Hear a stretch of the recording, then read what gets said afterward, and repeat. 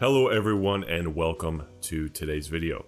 If you are in the market for a new car and you are looking at an Outback but aren't sure if you want a wilderness model or maybe one of the other trims, well then I hope this video helps you out. I've crossed 17,000 miles in my wilderness and I've taken road trips to Utah, Texas, New Mexico, and Florida, so it feels like I've got a good handle on it thus far. So why did I choose a wilderness over the other Outback models? Well, let's go over 5 questions that hopefully answer this.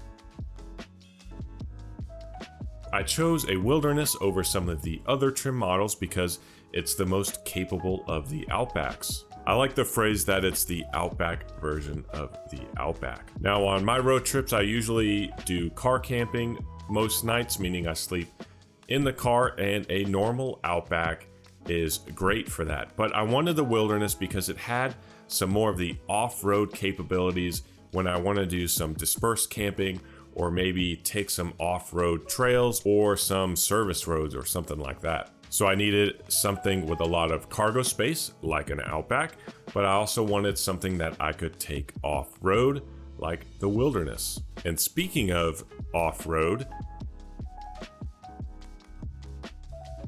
the wilderness is an incredibly capable off-road vehicle, but it's important to keep in mind that it's not a Jeep, meaning don't buy a wilderness and expect to be able to go on the Rubicon Trail. If you're considering maybe a Wrangler or a Bronco against a wilderness, this is the best description of it that I've heard. If your goal for heading outdoors is some kind of activity, kayaking, hiking, skiing, fishing, whatever, and you need a car to get you through a trail or dirt road on the way to that activity, look at a wilderness. However, if your outdoor goal is part of the trail itself, meaning car rock climbing, deep backcountry stuff, long overlanding trips, or off-the-grid travels, I'd look at something like a Wrangler or a 4Runner. I love to hike myself, so the wilderness is perfect for those off-road and unpaved roads that I come across onto any trails that I want to take.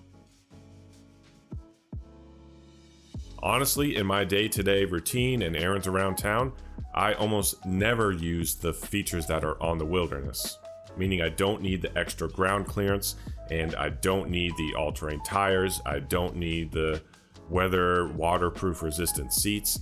Any advantages that the wilderness has, any normal Outback would have because it has the Subaru all-wheel drive system, which is fantastic. But then why did I choose a wilderness? Well, it came down to what I call the 5% rule. I said to myself, maybe 5% of the driving I do, I'll want those wilderness features, but for that small amount of time, I'll be glad that I have them. And I think I was right, because on one trip I was in Arizona and there was a lot of snow coming down, and I was on this old dirt mud trail and it was a ton of fun, and those wilderness specific features made me so confident that the car could go through anything that I wanted to go through. So those all-terrain tires, the extra ground clearance, namely that full-size spare in the back, really gives you comfort and peace of mind whenever you want to go off the beaten path a little more. And another thing to keep in mind, I'm comparing stock vehicles. You can make a normal Outback like a wilderness, putting all-terrain tires, raising the suspension. So keep in mind, I'm only talking about stock versus stock.